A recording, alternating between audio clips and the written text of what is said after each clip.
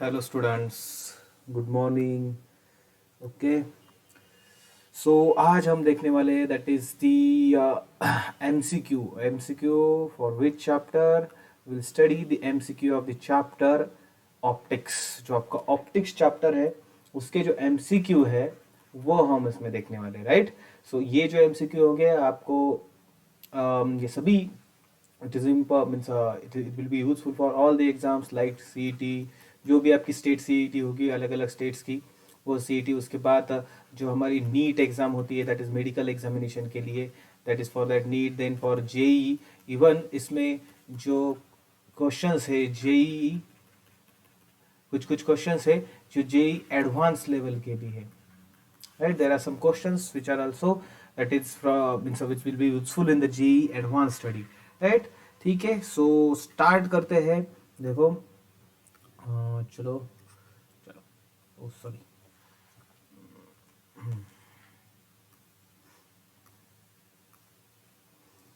तो देखो first question देखिए क्या है। What is the first question? इसको रफ कर देता हूँ। अरे क्यों नहीं रफ हो रहा है?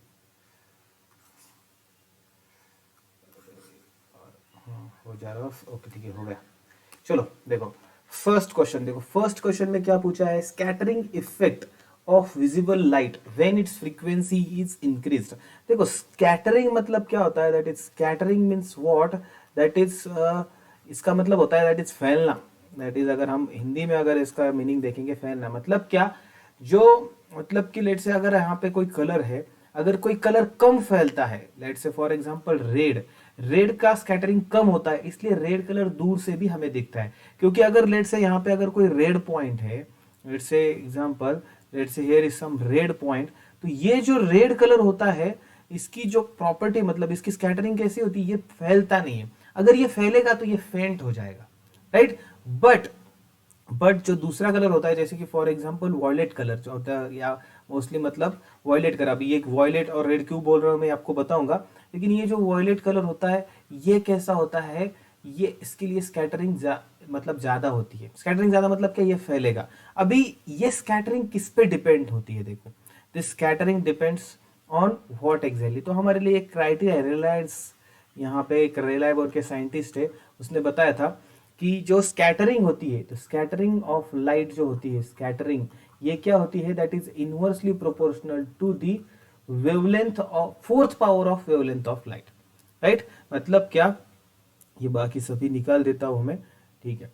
तो ऑब्वियसली यहाँ पे क्या होगा, देखो स्कैटरिंग जो होगी that is inversely proportional to the wavelength. अब हमें पता है जो हमारा कलर कोडिंग मतलब ये हमारे VIB GYOR बराबर, जो विजिबल लाइट है इसमें ये हमारे violet, indigo, blue, green, yellow, orange, red, ये हमारे कलर होते हैं, right. This is the visible light spectrum, right. तो इसमें क्या होता है, जैसे इधर की तरफ जाएंगे हम, यहाँ पे कैसे होगी, लैम्बडा इंक्रीज होगी। सबसे ज्यादा वेवलेंथ रेड की होती है, सबसे कम वेवलेंथ वायलेट की होती है, राइट। तो यहाँ पे इसका मतलब क्या, यहाँ पे इनवर्सली प्रोपोर्शनल दिख रहा है, इसका मतलब क्या, सबसे कम स्कैटरिंग किसको होने वाली है, रेड को होने वाली है, राइट। और सबसे ज्यादा स्कैटरिंग किसके होने वाली है, वॉयलेट की होने वाली है। दैट्स वाई जो हमारा स्काई है हमें ब्लू दिखता है, क्योंकि ब्लू कलर ज्यादा फैलता है, राइट। इसलिए हमें जो ऊपर जो स्पेस में है पूरा ब्लू कलर फैला हुआ है, राइट, क्योंकि उसका स्कैटरिंग ज्यादा होती है, बिकॉज उसकी वेवलेंथ सबसे कम है, राइट। तो एक तो पता चल गया कि सबसे ज्यादा स्कैटरिंग रेड के लिए होती है। अभी उन्होंने क्या बोला है, if the frequency is increase, frequency is increase. देखो अभी हमें पता है दैट इज, यहाँ पे देखिए that is we know that velocity of light is equals to nu into lambda, where nu is what, frequency, lambda is wavelength. अभी c जो होती है that is velocity of light, ये कैसी होती है, कांस्टेंट होती है, राइट। सी इज कांस्टेंट मतलब क्या, that is it is what, that is the velocity of light. C मतलब वेलोसिटी ऑफ लाइट, सबको पता है, राइट। सी अगर कांस्टेंट है, सी को तो कांस्टेंट रहना है, so if nu is increasing तो that lambda should be decrease to maintain this value constant, right. तो लैम्बडा तो कम होना चाहिए, राइट। अगर लैम्बडा अगर कम होगा तो ऑब्वियसली स्कैटरिंग क्या होगा, स्कैटरिंग शुड इंक्रीज, बराबर। स्कैटरिंग शुड इंक्रीज बिकॉज यही पे हमारे पास है स्कैटरिंग इनवर्सली प्रोपोर्शनल होता है लैम्बडा के फोर्थ पावर को, तो ऑब्वियसली लैम्बडा स्कैटरिंग यहाँ पे क्या होने वाला है, इंक्रीज होने वाला है। सो आंसर क्या होने वाला है यहाँ पे, दैट इज द ऑप्शन, यहाँ पे answer will be option A, answer is option A, okay ठीक है। सो नेक्स्ट क्वेश्चन देखते हैं, चलो नेक्स्ट क्वेश्चन। देखो नेक्स्ट क्वेश्चन में क्या कहा है यहाँ पे, that is critical angles of two different media are 45 degree and 60 degree respectively. What is the ratio of velocities of light in those two media? In those two media. तो देखो हमें पता है that refractive index क्या होता है, that is sin of I upon sin of R. Now in terms of that is critical angle को हम आईसी से दिखाते हैं, राइट। क्रिटिकल एंगल मतलब कौन सा होता है, this is the angle at which there is a, तो जो रिफ्रैक्टेड रे होते हैं वो कैसे होते हैं, 90 डिग्री टू नॉर्मल, राइट। मतलब अगर यहाँ पे हमारा ये नॉर्मल है तो ये इंसिडेंट रे डेंसर मीडियम से यहाँ पे ऐसा जाएगा, एंड जो रिफ्रैक्टेड रे होगा वो इस तरीके से होगा, and angle of refraction is 90 degree for the critical angle. उसको, उस इंसिडेंट एंगल को हम बोलते हैं critical angle, right. So obviously यहाँ पे उस in terms of critical angle इसका refractive index of denser medium क्या होता है, 1 अपॉन साइन ऑफ आईसी, बराबर। तो इसका मतलब क्या, यहां पे मैं ऐसे लिख सकता हूं, that is I can right here that n1 upon n2, just a minute, थोड़ी सी एडजस्टमेंट करता हूं, एक मिनट, ओके ठीक है।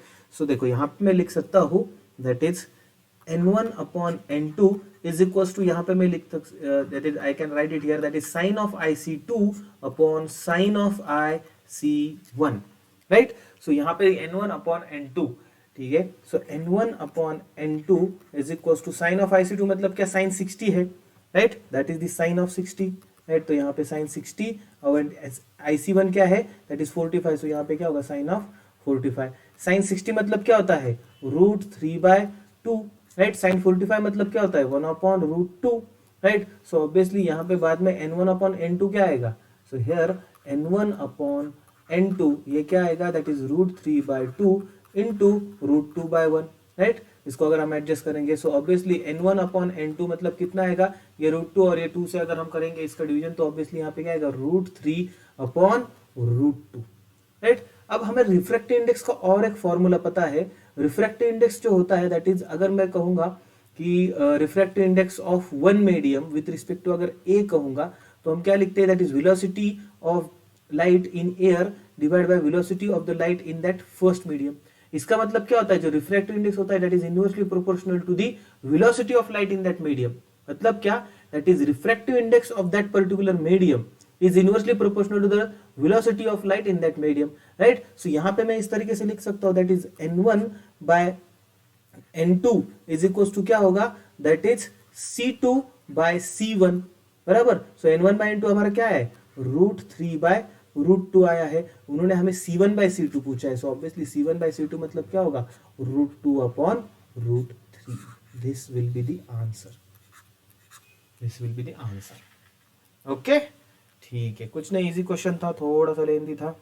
चलो, so answer will be option B, ठीक है। सो नेक्स्ट क्वेश्चन देखते हैं।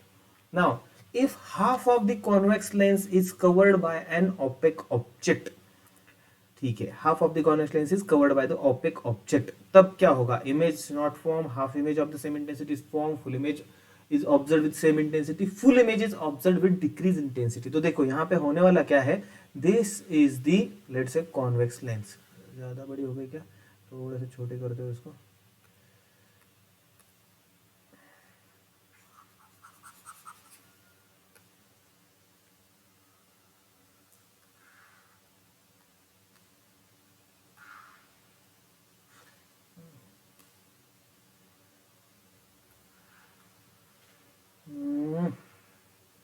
ओके ठीक है। तो ये कॉन्वेक्स लेंस है लेट्स से, राइट।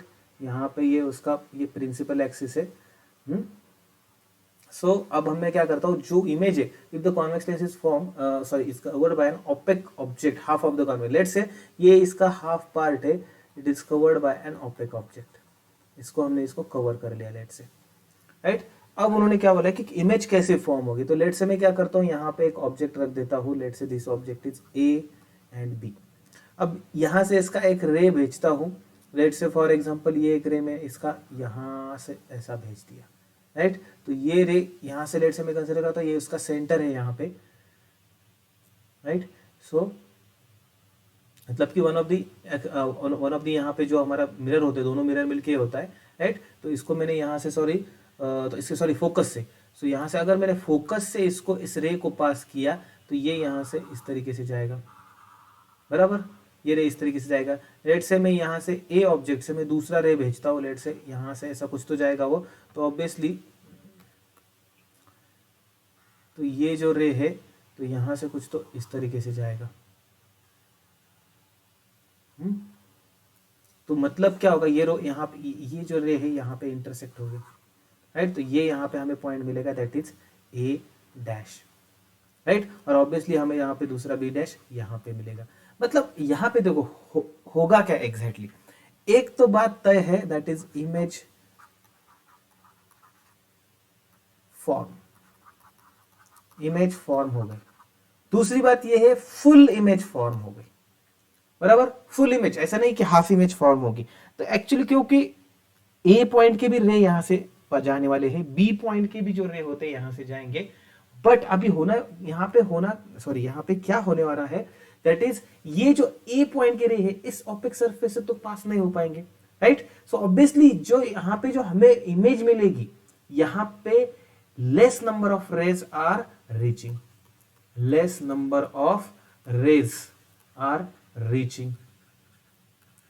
जो भी इंटरसेक्शन पॉइंट मिलने वाले वहां पे कम नंबर ऑफ लाइट रेज आ रहे हैं। इसका मतलब क्या, लेस नंबर ऑफ रेज मतलब क्या, जो लाइट होगी हमें तो ऑब्वियसली उसकी इंटेंसिटी कैसी होगी, लेस इंटेंसिटी होगी, राइट। तो इमेज फुल फॉर्म होगी बट जो उसकी इंटेंसिटी होगी लेस होगी, because there are less number of rays. क्योंकि यहां से जो रेज इस पे ऑब्वियसली यहाँ पे ये रेज यहाँ पे जाएगा, बट इसके आगे इसका कुछ होगा ही नहीं।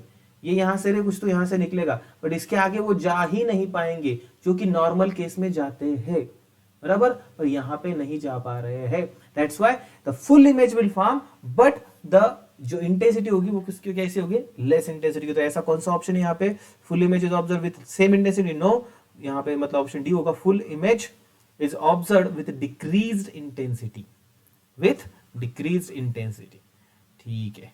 नेक्स्ट क्वेश्चन देखते हैं, चलो नेक्स्ट क्वेश्चन। नाउ देखो इस क्वेश्चन में क्या हो रहा है, ray of light incident, ray of light incident at an angle theta on a refracting angle of prism emerges from the other face normally if the angle is find the critical ray of light, okay sorry, ray of light, मैं PDF ही पढ़ रहा था, ray of light from a denser medium strikes a rarer medium, okay, at an angle of incidence I, okay, find the critical angle if the reflected and refracted rays are mutually perpendicular to each other, okay, ठीक है।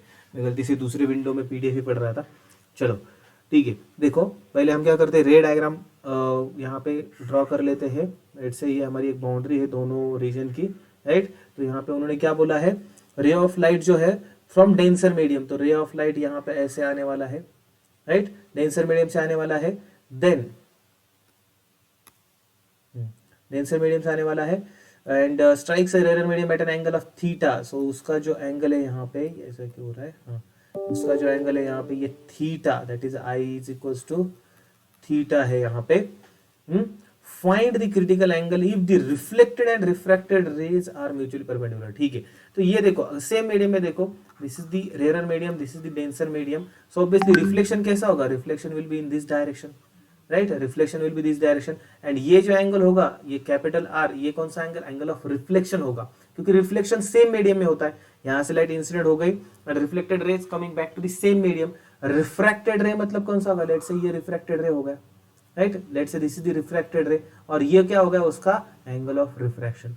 अभी उन्होंने क्या कहा है कि reflected and refracted rays are mutually perpendicular to each other, मतलब ये जो रिफ्रैक्टेड रे है और ये जो रिफ्लेक्टेड रे है इन दोनों के बीच में एंगल कितना है, 90 डिग्री है, ठीक है। चलो तो यहां पे देखो पहले कंडीशन निकलती है, अगर आप देखोगे ये R 90 और R ये कैपिटल R, ये तीनों एंगल मिलके क्या करते हैं, लाइन एंगल बनाते हैं, मतलब 180 डिग्री एंगल बनाते हैं। तो यहाँ पे मैं इनके बीच का रिलेशन लिख सकता हूँ that is small r plus 90 plus capital R is equal to 180. I can write this is right. So obviously यहाँ पे small r plus capital R is equal to 180 minus 90, तो यहाँ पे क्या होने वाला है 90 होने वाला है. राइट. सो देखो ऑब्वियसली ये जो आर है, दिस आर, ये जो आर है ऑब्वियसली इज इक्वल टू आई होने वाला है. मतलब आई क्या है, थीटा है यहाँ पे. राइट. सो यहाँ पे मैं क्या लिखूंगा, therefore small r plus i is equal to यहाँ पे क्या होगा, दैट इज 90 होगा. राइट. सो यहाँ पे मैं क्या करता हूं, that is r is equal to क्या होगा 90 माइनस आई, और आई इज इक्वल टू यहाँ पे क्या होगा 90 माइनस आर. ठीक है. अब उन्होंने क्या पूछा है, फाइंड द क्रिटिकल एंगल पूछा है, क्रिटिकल एंगल. ठीक है, चलो क्रिटिकल एंगल देखते क्या होता है. देखो क्रिटिकल एंगल मतलब क्या है यहाँ पे, देखो हमें पता है that is refractive index of the denser medium. क्या होता है, refractive index of denser medium क्या होता है, that is 1/sin of IC. बराबर. ये हमारा कौन सा फॉर्मूला है, दैट इज द रिफ्रैक्शन का. बराबर. दूसरा ये हमारा एक फॉर्मूला होगा. हमारा नॉर्मल फॉर्मूला क्या होता है, that is refractive index of denser medium with respect to rare medium क्या होता है, दैट इज हम क्या करते हैं यहाँ पे साइन ऑफ, दैट इज यहाँ पे क्या करेंगे, जो रेयर मीडियम का भी, रेयर मीडियम का यहाँ पे एंगल कौन सा है, दैट इज यहाँ पे साइन आर होगा. राइट. और यहाँ पे क्या होगा, दैट इज साइन आई होगा. बराबर. राइट. सो अभी हमने यहाँ पे देखा जो आर है हमारा, that r is equal to क्या आया है 90 माइनस आया है. तो यहाँ पे मैं ऐसा लिख सकता हूँ साइन ऑफ 90 माइनस आई. यहाँ पे क्या लिखूंगा मैं, दैट इज ओनली साइन आई. अब हमें पता है साइन 90 माइनस थीटा मतलब क्या होता है, कॉस थीटा. तो ऑब्वियसली यहाँ पे क्या होगा, कॉस ऑफ आई होगा, डिवाइडेड बाय यहाँ पे क्या होगा, sine of I. Right. So यहाँ पे रिफ्रैक्टिव इंडेक्स हमारा क्या आएगा, that is cot of I, cot of I. अब मैं इसको कंपेयर करता हूं इस इक्वेशन 1 के साथ. सो देयरफॉर मैं क्या लिखता हूं, therefore n d is equals to cot of i is equals to 1/sin of I c. Right. तो यहाँ पे देखो, तो इसका मतलब सिंपली ये आएगा, that is sine of I C is equals to क्या आएगा 1/cot ऑफ आई. सो यहाँ पे क्या लिखूंगा मैं, that is sine of I C is equals to यहाँ पे क्या आएगा tan of I. Right. So obviously I C is equals to क्या होगा, sine inverse of tan of I, I C. मतलब यहाँ पे सिंपली आई जो होगा, सॉरी जो भी हमारा बराबर जो क्रिटिकल एंगल होगा वो क्या होगा, sine inverse of tan of I. जो भी यहाँ पे एंगल ऑफ इंसिडेंस होगा उसका जो tan आई है उसका अगर हम साइन इनवर्स लेंगे that will be the critical angle for this condition. तो यहाँ पे आंसर क्या होगा, sine inverse of tan of i, sine inverse of tan of i, that is option B is the correct. Okay. ठीक है, next question देखते हैं. देखो थोड़ी डिफिकल्टी लेवल थोड़ी ज्यादा है क्वेश्चंस की, बिकॉज इसमें जो क्वेश्चंस है, this questions are useful for all the exams. So difficulty level उसके हिसाब से ही मेंटेन की है. ठीक है. चलो आई होप आपको प्रॉपरली समझ आ रहा होगा. Now question number 5th, a ray of light incident at an angle theta on refracting angle of prism emerges from the other face normally if the angle of prism is 5 degree and the prism is made of material of refracting index 1.5. find the angle of incidence. ठीक है. जो ठीक है, यहाँ पे given क्या दिया है, एंगल ऑफ प्रिज्म दिया है दैट इज 5 डिग्री. हम ए से दिखाते हैं. दूसरा उन्होंने क्या दिया है, देखो दैट इज जो इमर्जेंस रे है. देखो यहाँ पे क्या दिया है, prism emerges from the other face normally. Normally इसका मतलब क्या होता है, देखो यहाँ पे मैं लेट से प्रिज्म ड्रॉ करता हूँ. प्रिज्म के अंदर रे डायग्राम कैसी होती है हमें पता है. राइट. लेट से यहाँ पे मैंने क्या किया, एक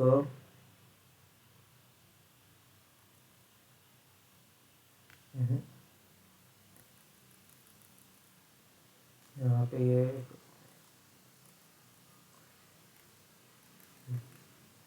ठीक है, एक मिनट. तो ये मैंने एक नॉर्मल ड्रॉ किया है. Let's say this is the normal, this is the normal. Pen ऐसा क्यों चल रहा है, let's say this is the normal. अब देखो ये है हमारा incident ray, right, this is our incident ray, तो ये होगा हमारा एंगल ऑफ इंसिडेंस नॉर्मल के साथ, राइट। तो यहाँ पे ये रे रेट से यहाँ पे ये अंदर रिफ्लेक्शन होकर इस तरीके से जा रहा है, और जो इमर्जेंट रे है यहाँ से जो निकल रहा है दिस इज द इमर्जेंट रे।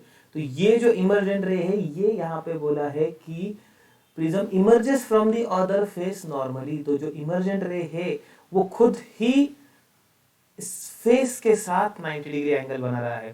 तो इसका मतलब इमर्जेंट एंगल ऑफ इमर्जेंस क्या होगा यहाँ पे, the angle of emergence will be zero, because जो एंगल ऑफ इमर्जेंस होता है वो क्या होता है, the angle made by the emergent रे विद द नॉर्मल, बट यहाँ पे खुद इमर्जेंट रे ही यहाँ पे नॉर्मल है, राइट। सो ऑब्वियसली यहाँ पे एंगल ऑफ इमर्जेंस क्या होगा, जीरो होगा। तो यहाँ पे कंडीशन याद रखिए, जब हमारी नॉर्मल कंडीशन होती है, नॉर्मल जो हमारा यहाँ पे प्रिज्म की रे डायग्राम होती है जो हमारे बुक में है डेरिवेशन में, तो यहाँ पे ऐसे दो हम एक ये लेते हैं, नॉर्मल लेते हैं, राइट। ये एक इमर्जेंट रे यहाँ से ऐसा आता है, सॉरी इंसिडेंट रे आता है, यहाँ से अंदर रिफ्लेक्शन होता है, और यहाँ पे ये क्या होता है, ये ऐसा है कोई इमर्जेंस रे निकलता है। तो इस तरीके से होता है। तो यहाँ पे ये एंगल I होता है, ये एंगल होता है R1, ये एंगल होता है R2 एंड ये एंगल होता है E। तो जब देखो ये E जीरो हो जाएगा ना, तो ये R2 भी क्या हो जाता है, जीरो हो जाता है। और अगर आपको डेरिवेशन ठीक से याद है एंगल ऑफ मतलब प्रिज्म का, जहाँ पे हमने अलग अलग कंडीशन लाई है और रिफ्रैक्टिव इंडेक्स फाइंड किया है प्रिज्म का, तो वहाँ पे कंडीशन ऐसी होती है that is A is equals to what, R1 plus R2। तो यहाँ पे अगर R2 जीरो हो जाएगा तो obviously A is equals to क्या हो जाएगा, R1, एंड देयरफॉर हमें क्या मिलेगा, R1 is equals to 5 degree.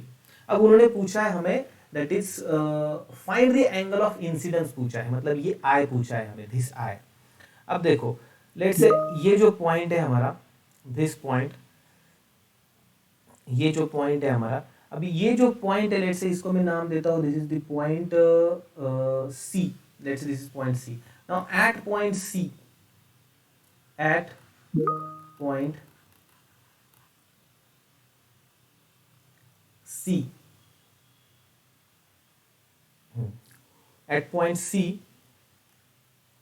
देखो मैं यहाँ पे क्या करूंगा, जो हमारा रिफ्रैक्टिव इंडेक्स का फॉर्मूला है वो वहां पे लगाऊंगा। तो ऑब्वियसली यहाँ पे क्या होगा, n इज इक्वल टू क्या होगा हमारा, that is sine of I divided by sine of यहाँ पे क्या होगा, R1 होगा। ऑब्वियसली n हमें ऑलरेडी दिया है that is 1.5, right. Sine of I हमें फाइंड आउट करना है, साइन ऑफ R1 मतलब क्या है, 5 डिग्री। तो देखो यहाँ पे एंगल स्मॉल है, एंगल्स आर स्मॉल, तो यहाँ पे मैं साइन ऑफ फाइव को अप्रोक्सीमेटली 5 ले सकता हूँ, राइट। सो देयरफॉर यहाँ पे क्या होगा, 1.5 इंटू ये साइन 5 को 5 ले लिया, इंटू ये 5 हो जाएगा, is equal to sine of I। तो ये क्या आ जाएगा, 1.5 इंटू 5, ये आ जाएगा 7.5। और ये भी एंगल यहाँ पे कैसा है, स्मॉल है, तो यहाँ पे भी क्या हो जाएगा, ये जो I हो गया हमारा यहाँ पे अप्रोक्सीमेटली इक्वल टू क्या हो जाएगा, 7.5 हो जाएगा। आप इसको एग्जैक्ट वैल्यू लेकर भी निकाल सकते हैं, but in this manner you can also solve it,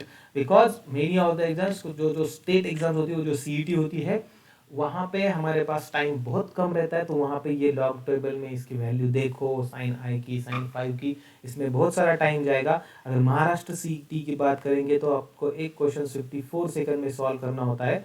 तो ऐसे टाइम पे आप ये ट्रिक यूज कर सकते हैं, ठीक है। सो answer will be the that is 7.5 degree. So option A, answer will be option A, ठीक है। नेक्स्ट क्वेश्चन देखते हैं, चलो क्वेश्चन नंबर 6। देखो क्वेश्चन नंबर 6 देखो क्या बताया है, a fish looking from within water sees the outside world through a circular horizon. If the fish is √7 metre below the surface of water, the radius of circular horizon will be. ठीक है, देखो एक fish है, fish पानी में है, obviously पानी में ही होता है, राइट। तो यहाँ पे ये सर्कुलर हॉरिजॉन देख रहा है उसको। Let's say this is the I of fish, ये यहाँ पे फिश की आई है। तो लेट्स से यहाँ से एक रे मैक्सिमम यहाँ पे जाएगा, एक रे यहाँ से। एक्चुअली होता क्या है, जो लाइट रेज है वो पहले हमारे आंखों में आती है, then after that we will see the image, right. तो यहाँ से ये इसके आंखों में ये रेज आएगी, राइट, उसके बाद ये इमेज इसको मिलेगी। अभी यहाँ से और भी रेज जो है उसको इतना हॉरिजॉन क्यों दिखेगा? देखो अगर मैं यहाँ पे एक ऐसा नॉर्मल ड्रॉ करूँ और यहाँ पे मैं let's say this is the boundary है, इसके बाहर का जो भी मीडियम होगा इसकी बाउंड्री होगा। सो यहाँ पे मैं ऑब्वियसली ये जो एंगल होगा यहाँ पे, ये एंगल होगा that is I, that is theta होगा। यहाँ पे ये थीटा होगा। अब देखो यहाँ पे होना मतलब यहाँ पे क्या होने वाला है, यहाँ पे अगर ये जो angle, if this angle becomes more than this theta, then यहाँ पे टोटल इंटरनल रिफ्लेक्शन होने वाला है। यहाँ पे क्या होने वाला है? टोटल इंटरनल रिफ्लेक्शन होने वाला है। इसलिए और जब टोटल इंटरनल रिफ्लेक्शन होता है तो ये रेज बाहर जाएंगे, ये रेज अंदर ही आते हैं। इसलिए यहाँ पे क्या होने वाला है कि जो रेज इसके बाजू वाले रेज है इसके आंखों में आने ही नहीं वाले, राइट। अब उन्होंने और क्या बोला है कि ये जो फिश है, this fish is √7 metre below the surface, मतलब कि ये जो डिस्टेंस है यहाँ से उसका वाटर सरफेस है, ये कितना है? √7। This distance is √7। अब उन्होंने पूछा हमें कि the radius of the circular horizon, ये radius of the circular horizon मतलब ये ऑब्वियसली ये रेडियस हो गई उसकी यहाँ से इतनी, राइट। यहाँ मतलब ये इसकी रेडियस हो गई r, बराबर। तो रेडियस कैसे निकालेंगे? देखो अगर ये थीटा है तो ऑब्वियसली ये भी क्या होने वाला है? हमारा थीटा होने वाला है। अभी एक्चुअली उन्होंने यहाँ पे वाटर दिया है, बट उन्होंने वाटर का रिफ्रैक्टिव इंडेक्स देना चाहिए, बट अभी हमें पता होता है that is refractive index of water क्या होता है? 1.33, और इसको 4/3 इस तरीके से भी हम लिख सकते हैं, राइट। तो अभी हम ये थीटा सी निकालेंगे, जानबूझकर, because this is the theta C, मतलब क्या? This is the critical angle, ये क्रिटिकल एंगल फाइंड आउट करेंगे हम। यहाँ पे बाकी के भी एंगल बन सकते हैं, यहाँ पे ऑब्वियसली यहाँ से रेज यहाँ से ऐसा आएगा, फिर उसके आंख में जाएगा, फिर ऐसा यहाँ से आएगा, यहाँ से जाएगा, बट इस theta see this is the maximum angle. उसके बाद क्या होने वाला है? टोटल इंटरनल रिफ्लेक्शन होने वाला है, बिकॉज रेज यहाँ पे डायरेक्टली क्या ऐसे परपेंडिकुलर आने वाले हैं, राइट। और फिर वो यहाँ पे हो ही नहीं सकता वो उसके बाद में कुछ मतलब इमेज फॉर्मेशन वगैरह आंखों में, ठीक है। तो मैं यहाँ पे फॉर्मूला क्या लिखता हूँ? देखो that is refractive index of denser medium, हमें पता है क्या होता है? 1/sin of IC, right. तो here refractive index of water क्या होगा?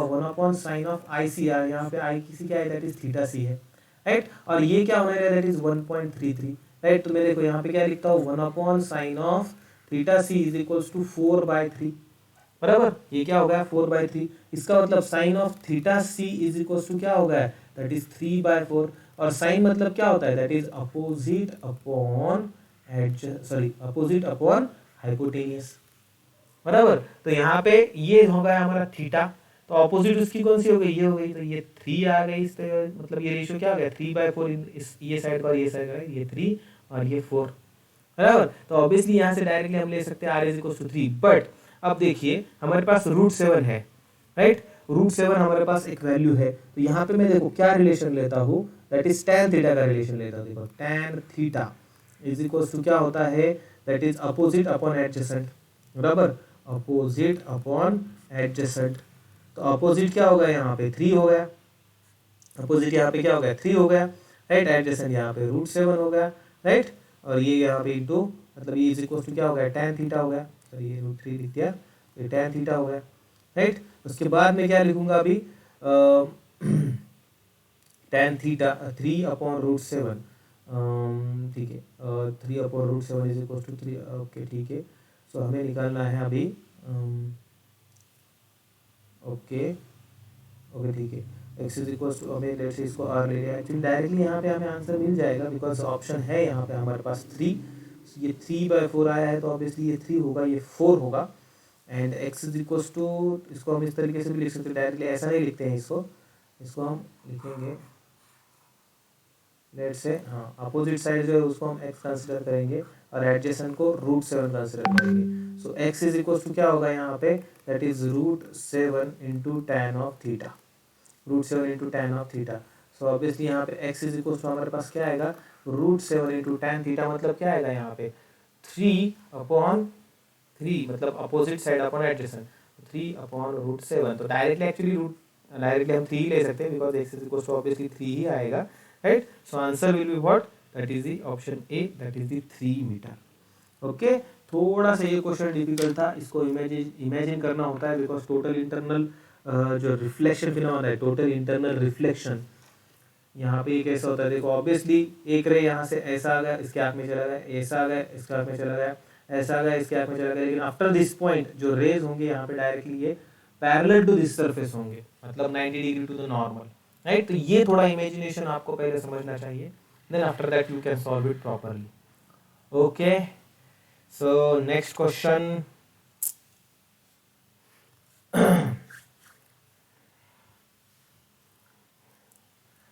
question number 7. Question number 7, what is said in the question number 7? An object is placed at the principal focus of concave lens which having the focal length f, where its image will be formed. Okay, focal length the focal length. Now focal length a, okay, let's say sorry, concave lens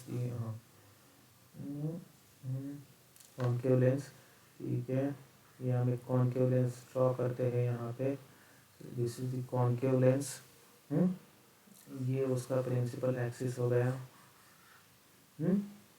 अच्छा this is the principal focus f. हमने बोला है कि जो having the focal length f, उसकी focal length f भी दी है, and object is placed at the principal focus, मतलब लेट्स से ये ऑब्जेक्ट हमारा ए बी, हम इसको कंसीडर करते हैं, A B is placed at the principal focus, तो where the image will form. तो देखो जब हम रेज यहाँ पे पैरेलल करेंगे, ये पैरेलल रेज यहाँ पे गया, सो ऑब्वियसली इसका रिफ्लेक्शन यहाँ पे कैसा होने वाला है, ये रिफ्लेक्शन इस तरीके से होने वाला है, तो इसको मैं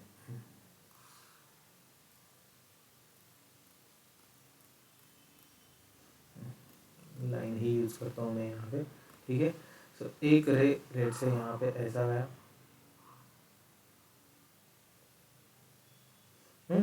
तो ये रे बाद में यहाँ से उसका ये ऐसा जाएगा, देन लेट से दूसरा रे हम ड्रॉ करते हैं, अभी दूसरा रे हम ड्रॉ करते हैं लेट से यहाँ से, दैट इज दी, ये जो होता है हमारा दैट इज दिस कॉमन पोल, मतलब यहाँ पे हम जो सेंटर होता है फोकल लेंस का, जो हमारे लेंस होते हैं वहां से सेंटर से अगर हम करेंगे तो वो अनडिविएटेड जाता है, राइट। तो यहाँ से अगर मैं करूँगा तो ये एक रे यहाँ पे मैं ऐसा करूँगा, राइट। अब देखिए तो ये जो मैंने, सॉरी ये रे कहाँ पे गया, ये एक रे होता है यहाँ पे ऐसा, राइट, ठीक है। अगर इस रे को अगर मैं पीछे खींचूंगा, इस रे को अगर मैं पीछे इसका करूँगा तो यहाँ पे ये इंटरसेक्ट हो रहा है, बराबर, ये यहाँ पे इंटरसेक्ट हो रहा है, राइट। अरे यार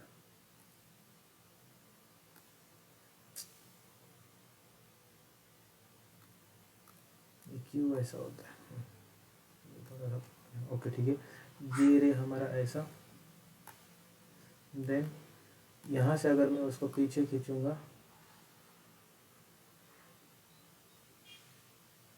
ओके, तो यहाँ पे क्या होगा, अभी ये हमें पॉइंट ऑफ इंटरसेक्शन मिलेगा जो कि होगा हमारा A dash, this will be our A dash, तो ऑब्वियसली हमें बी डैश यहाँ पे मिलने वाला है, राइट। सो यहाँ पे इमेज फॉर्म होगी, तो ऑब्वियसली जो प्रिंसिपल फोकस है उसके मतलब the image will form that is between the lens and the focal length और द फोकस, राइट। सो यहाँ पे जो आंसर देखो, ऑप्शन क्या दिया है, where its image will be form 2f, obviously यहाँ से डिस्टेंस 2f पे नहीं होगा, f minus f by 4, f by 2 minus f by 2, तो यहाँ पे जो एक्चुअली इमेज फॉर्म होती है, सो ये इमेज जो फॉर्म होती है एक्चुअली एफ बाई 2 पे फॉर्म होती है, और ये जो इमेज है देखिए तो ऑब्वियसली देखो यहाँ से अगर हम डिस्टेंस मेजर करेंगे उसका, तो लेफ्ट साइड को है, राइट, तो लेफ्ट साइड को डिस्टेंस क्या होता है, माइनस होता है, तो यहाँ पे आंसर क्या होगा, minus f by 2, answer will B है माइनस एफ बाई 2, ठीक है। सो इसको याद रखिए, एक्चुअली ऐसे क्वेश्चन अगर थ्योरेटिकली आ गए एग्जाम में तो आपको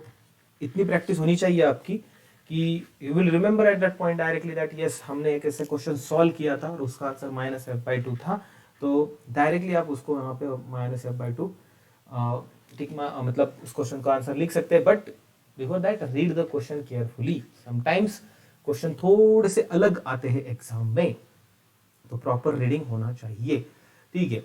next question, a thin prism of angle 15 degree made of glass of refractive index mu1 is equals to 1.5, okay, it's combined with another prism of glass of refractive index mu2 is equals to 1.75, the combination of prisms produces dispersion without deviation, what should be the angle of prism? Okay, dispersion, okay, dispersion without deviation, ठीक है। देखो यहाँ पे क्या होने वाला है, देखो ट्रायंगल लेता हूं मैं, ये हमारा एक प्रिज्म हो गया, इस तरीके से नहीं होगा दूसरा prism,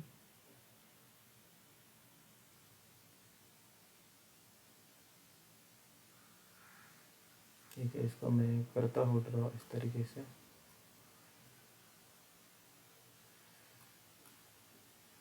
I will try to draw it properly.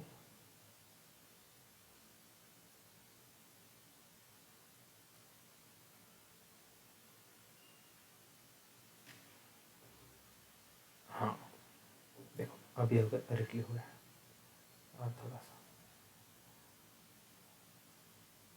Okay.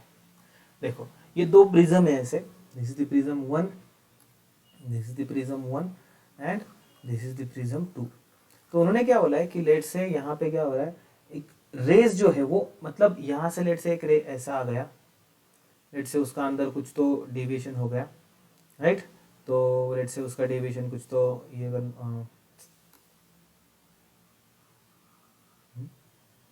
अगर हम नॉर्मल ऐसा ड्रॉ करेंगे तो उसका डेविएशन नॉर्मल की तरफ लेट से ऐसा कुछ तो हो गया, उसके बाद वो यहाँ से बाहर निकलेगा ऐसा कुछ थे, फिर ये यहाँ पे अंदर जाएगा ऐसा, और जब ये जाएगा तो वो फिर से मतलब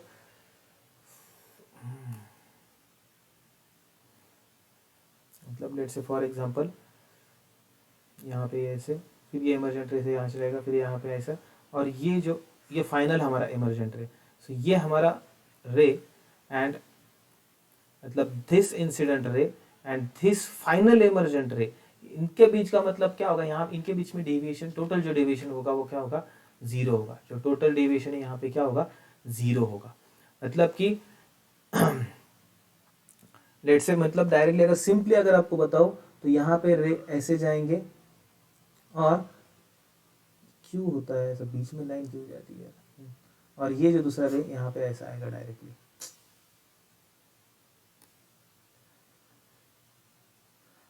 ये इस तरीके से आएगा, मतलब यहाँ पे कुछ डेविएशन होने ही नहीं वाला है, ठीक है। सो अब देखते कैसा ना, फिर से यहाँ पे फॉर्मूला आता है, that you should know the formula. देखो फॉर्मूला कौन सा होता है, ये डेरिवेशन का फॉर्मूला है आपके बुक में, सभी स्टेट बुक्स में भी है और सेंट्रल बुक्स में भी है। दैट इज जो डेविएशन होता है उसका formula in terms of refractive index, क्योंकि हमें रिफ्रैक्टिव इंडेक्स दिए, देखो μ1 दिया है और μ2 भी दिया है, राइट। तो जो डेविएशन होता है दैट इज ये क्या होता है, दैट इज n-1 इनटू होता है a, where a is what, angle of prism, right. Deviation हम किसको बोलते हैं, that is angle between the incident ray and emergent ray, right. तो यहाँ पे ऑब्वियसली दो डेविएशन होंगे, एक होगा डेल्टा 1, वो क्या होगा n1-1 इंटू a1, दूसरा होगा डेल्टा 2, ये होगा n2-1 इंटू a2। अभी यहाँ पे हमें लिखना है दैट इज टोटल डेविएशन क्या होगा, what will be the total deviation. तो देखो यहाँ पे टोटल डेविएशन क्या होने वाला है, that is delta 1 minus delta 2। Why, because ये जो प्रिज्म है वो दूसरे प्रिज्म कैसे है, प्रिज्म इज इनवर्स है, बराबर, ये दूसरा उल्टा रखा है उसको, राइट। तो ऑब्वियसली यहाँ पे डेल्टा 1 माइनस डेल्टा 2 होने वाला है। सो यहाँ पे अगर हम देयरफॉर डेल्टा टी अगर हम टोटल कैलकुलेट करेंगे तो ये कितना होगा, that is n1-1 into a1 minus of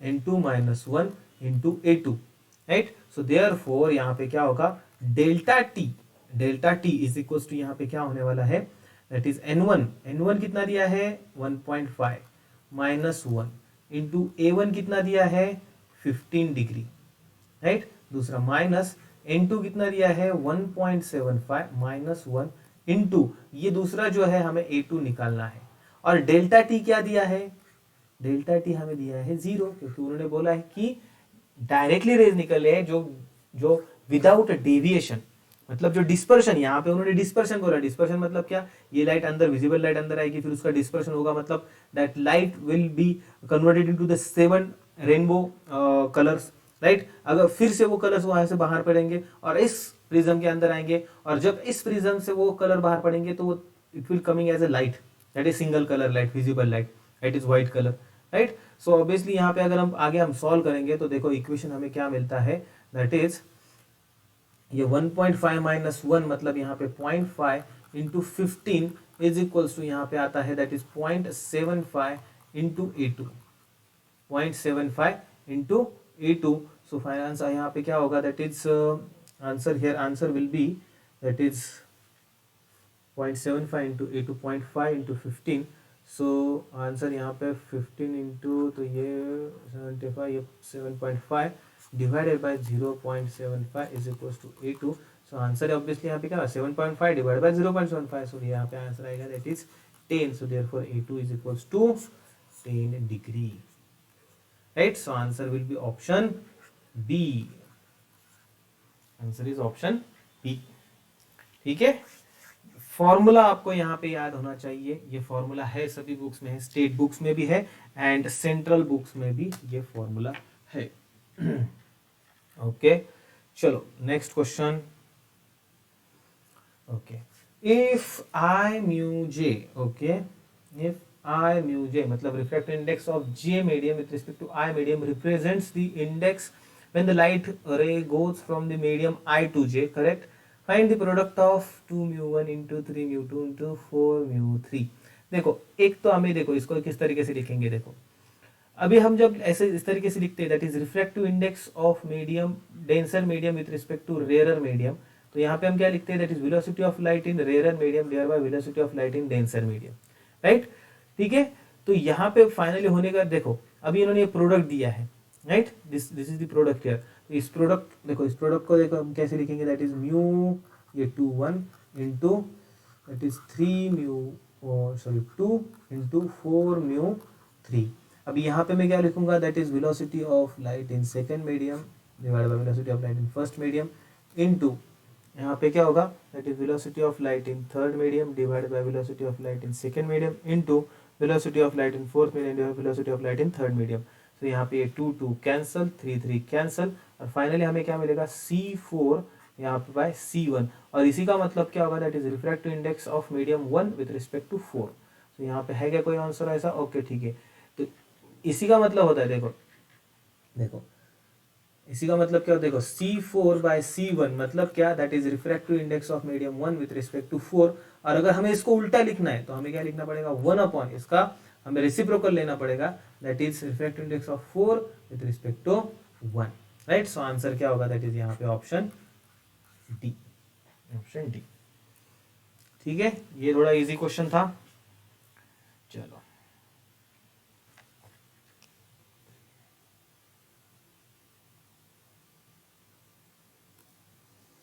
ठीक है ठीक है। चलो नेक्स्ट क्वेश्चन देखो, question a student's near point is 0.5 and far point is 3 metre. Okay near point दिया है 0.5 and far point is 3 metre. Find the powers of spectacle lenses required for reading the books and seeing the distance object. Okay ठीक है। तो उसका near point जो दिया है देखो स्टूडेंट्स नियर पॉइंट जो दिया है स्टूडेंट्स नियर पॉइंट ये दिया है दैट इज 0.5 मीटर मतलब क्या 50 सेंटीमीटर। देखो इन नॉर्मल केस मतलब नॉर्मली कैसा होता है, नॉर्मली जो होता है मतलब फॉर नॉर्मल आई उसका जो नियर पॉइंट होता है दैट इज वो होता है दैट इज नियर पॉइंट जो होता है वो होता है 25 सेंटीमीटर होता है। वो क्या होता है 25 सेंटीमीटर होता है। अभी इसका तो क्या है 50 सेंटीमीटर पे है, इसका 50 सेंटीमीटर पे है, राइट। मतलब क्या हमें क्या करना होगा कि मतलब कि जो इमेज है उसके आई को दिखने मतलब उसके आंखों को दिखने के लिए हमें इमेज कहां पे फॉर्म करनी पड़ेगी 50 सेंटीमीटर पे फॉर्म करनी पड़ेगी बिकॉज उसका तो नियर पॉइंट वो है। सो इमेज उसको 50 सेंटीमीटर पे ही दिखानी पड़ेगी तभी उसको दिखेगी। तो ऑब्वियसली यहाँ पे देखो इमेज डिस्टेंस यहाँ पे हमें क्या लेना पड़ेगा that is v is equal to यहाँ पे लेना पड़ेगा हमें -50, राइट। और u इज इक्वल टू हम लेंगे यहाँ पे दैट इज -25 बिकॉज यहाँ पे हमने नॉर्मल ये नॉर्मल आई की कंडीशन होती है, राइट।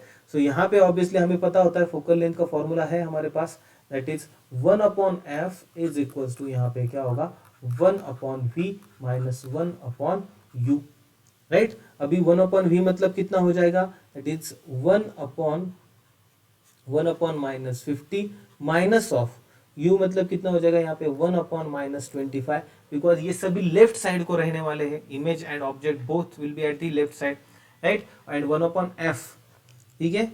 सो यहाँ पे देखिए क्या आ जाएगा, आंसर विल बी यहाँ पे क्या आएगा, that is 1/f will be equals to -1/50 plus 1/25, so 1/25 minus 1/50, so is equals to 50 minus 25, तो यहाँ पे 25 डिवाइड बाय 25 इंटू 50 बराबर, सो हियर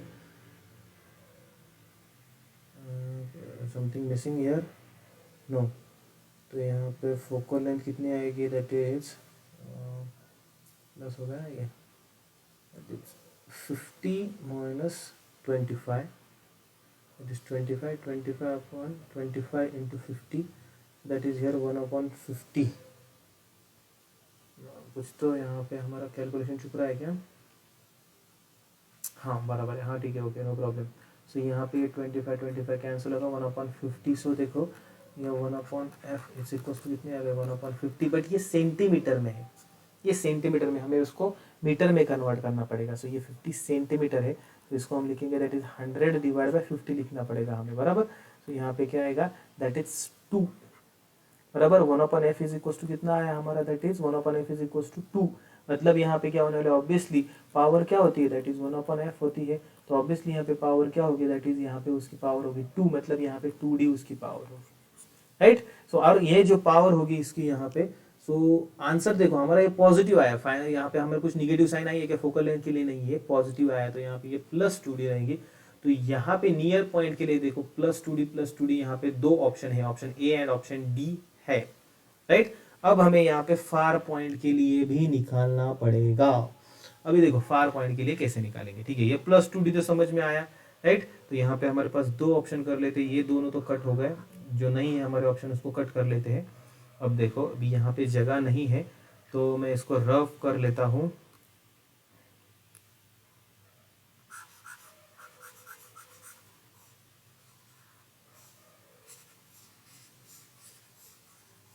ओके ठीक है, no, for far point,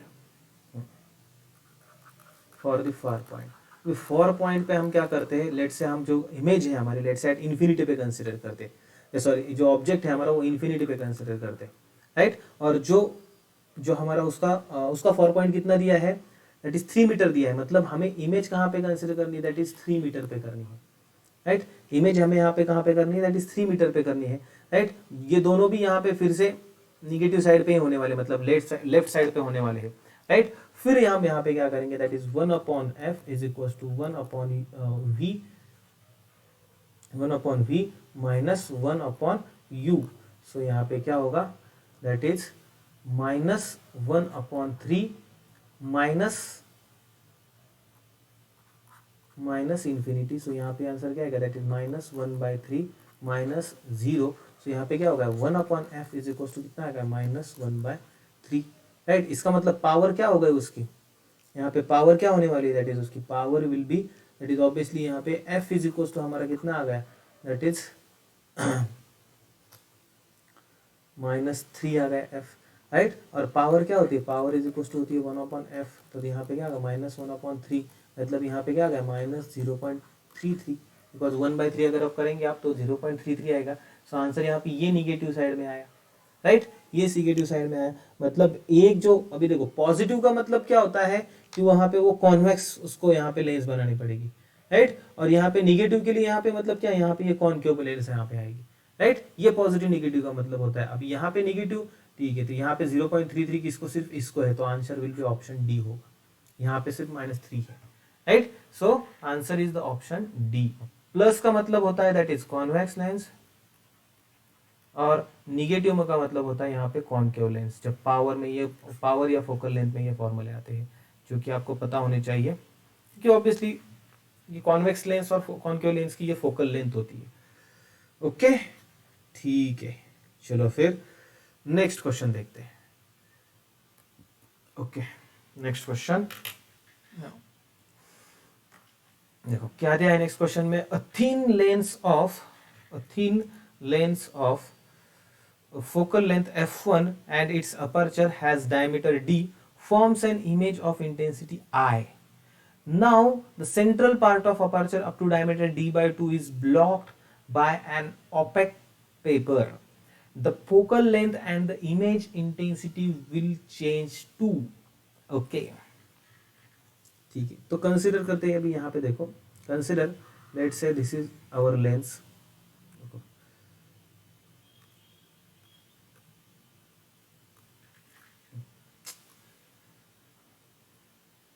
let's say this is our lens, और ये जो हमारी लेंस है यहाँ पे, इस लेंस के अंदर क्या होगा है देखो, इस लेंस का जो हाफ पार्ट है, मतलब जो इसका diameter d by 2, the central part of aperture up to diameter d by 2 is blocked by an opaque paper. ठीक है, तो देखो, हाँ देखो इसका जो सेंट्रल पार्ट है, this central part is blocked by an opaque paper. तो ये देखो यहाँ पे इसका ब्लॉकेज कर दिया, यहाँ पे ब्लॉकेज होगा उसका। अब मतलब जो रेज है सिर्फ ये जो बाहर का एरिया है यहाँ पे, यहाँ से पास होने वाले, इस ओपेक एरिया से नहीं पास होने वाले, राइट।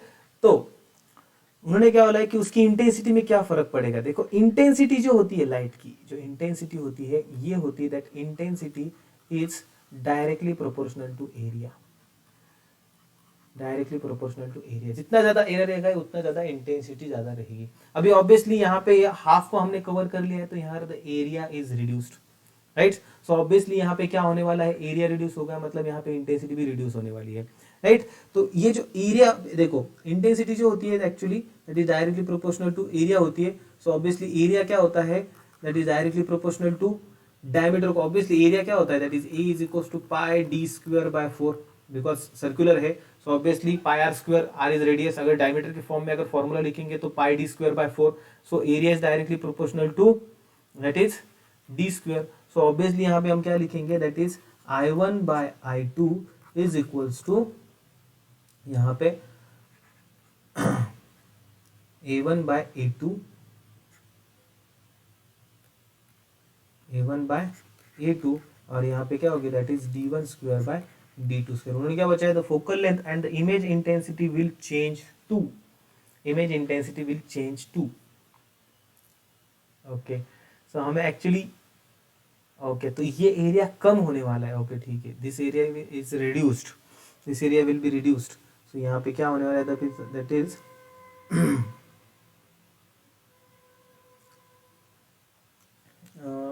डायमीटर d बाई 2 कर दिए, और d बाई 2। ओके ठीक है, ओके ओके, तो यहाँ पे हम डायरेक्टली रेशियो नहीं लेंगे। तो ये जो A2 होगा actually, this A2 is equal to क्या होगा, देखिए that is A2 is equal to क्या होगा, दैट इज A1 माइनस, मतलब जो हमारा फाइनल एरिया होगा इसको हम AF करेंगे, ठीक है AF, राइट। जो हमारा फाइनल एरिया होगा क्या होगा, A1 माइनस यहाँ पे क्या होगा, A2 होगा।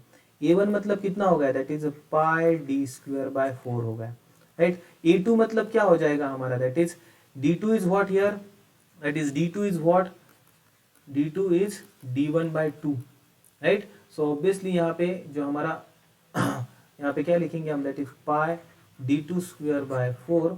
तो यहाँ पे क्या होगा, that is pi D square by 4 minus यहाँ पे पाई, और ये D2 की जगह मैं क्या लिखूंगा, D बाई 2 लिखूंगा। तो यहाँ पे क्या हो जाएगा, D स्क्वायर बाय 2, मतलब ये 4 इंटू 4 हो जाएगा।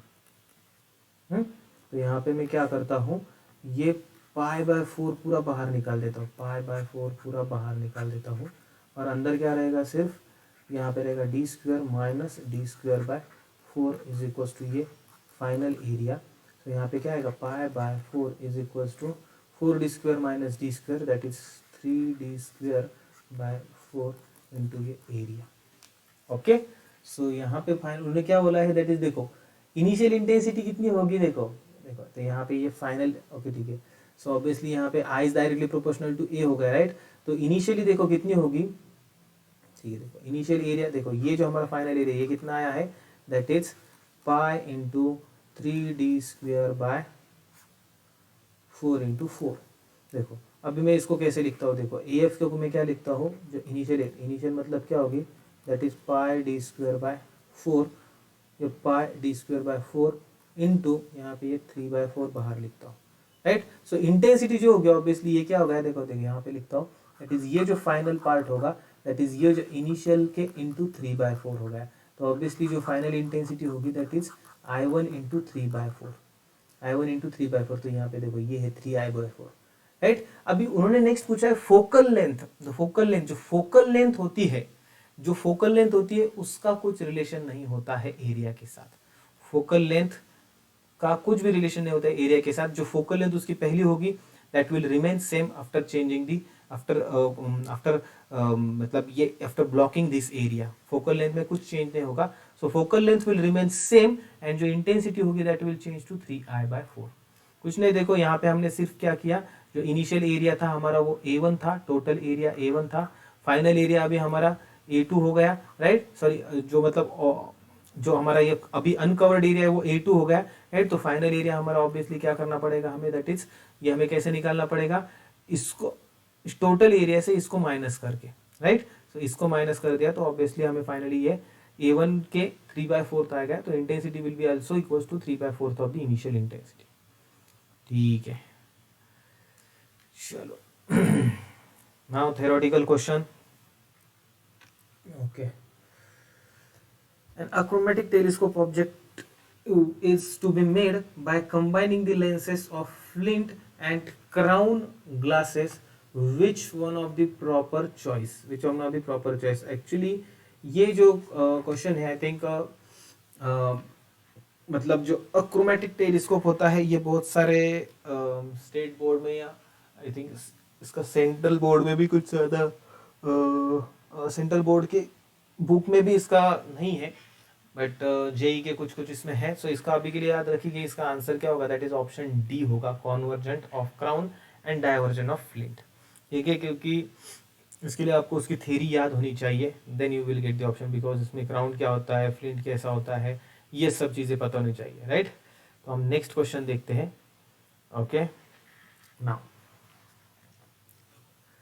नेक्स्ट क्वेश्चन में क्या दिया है, a prism of refracting angle 8 degree immersed in water, if the angle of incidence of ray is small, then find the deviation produced by prism if that is mu g, that is glass का refractive index 3/2 and water का 4/3। Okay, तो उन्होंने पूछा क्या है हमें, asking that find the deviation produced, okay, delta पूछा है, डेल्टा पूछा है। तो पहले हमें क्या करना पड़ेगा, देखो ये जो हमारा प्रिज्म है, द प्रिज्म हमारा क्या किया है यहाँ पे, लेट से एक हम ऐसा करते हैं, देन यहाँ पे ये प्रिज्म इसके अंदर रखा है, तो हम इसके क्या करते हैं, यहाँ पे हो क्या रहा है, लेट से ये अभी हमारा ऐसा यहाँ पे वाटर है,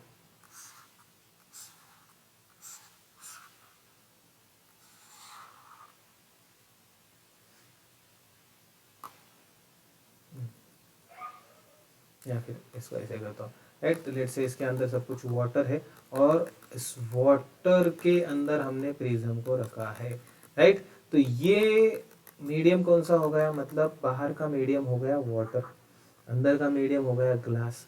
तो हमें जो रिफ्रैक्टिव इंडेक्स लेना पड़ेगा प्रिज्म का, that we have to take with respect to water, right, that we have to take with respect to water. तो राइट हमें क्या करना पड़ेगा यहाँ पे, that is refractive index of glass दिया है, एन जी हमें दिया है, मैं एन की तरह में लिखता हूँ, एन जी हमें दिया है 3/2, राइट। उसके बाद रिफ्रैक्टिव इंडेक्स ऑफ वाटर हमें दिया है, दैट इज 4/3। अब हमें क्या निकालना है, that is refractive index of glass with respect to water. तो जब हमें जब whenever we have to calculate the refractive index of, or we can say that the relative refractive index, then always remember that जिस medium का हमें refractive index निकालना है उसको हमेशा न्यूमरेटर में रखी है, और जिसके विद रिस्पेक्ट टू निकालना है उसको डिनोमिनेटर में रखी है, राइट। सो देयरफॉर यहाँ पे क्या आएगा, that is N, that is refractive index of glass with respect to water, क्या होगा, NW अपॉन NG। NW आपको कितना दिया है, NW is given 4/3 divided by NG दिया है आपको 3/2, so you can write it here as 4/3 into 2/3, so it will be 8/9, तो ये कितना आ गया आपका 8/9 आ गया, करेक्ट, 8/9 ही आएगा ना। रिफ्रैक्टिव इंडेक्स ऑफ 3/2, सॉरी उल्टा लिख दिया मैंने, refractive index of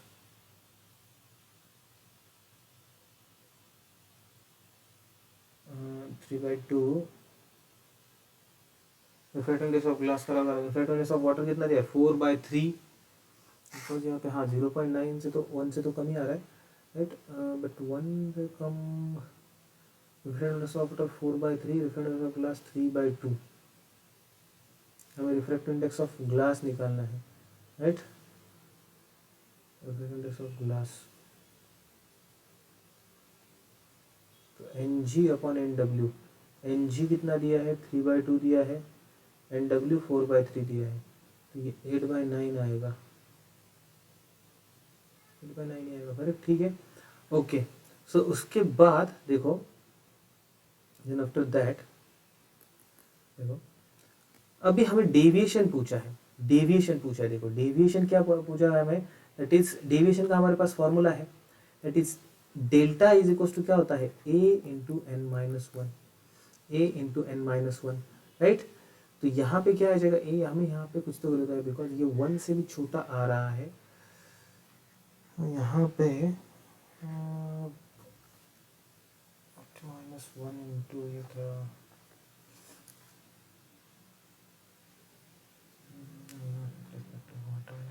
Ng/Nw, Ng यहाँ पे 1.5 बराबर दिया है,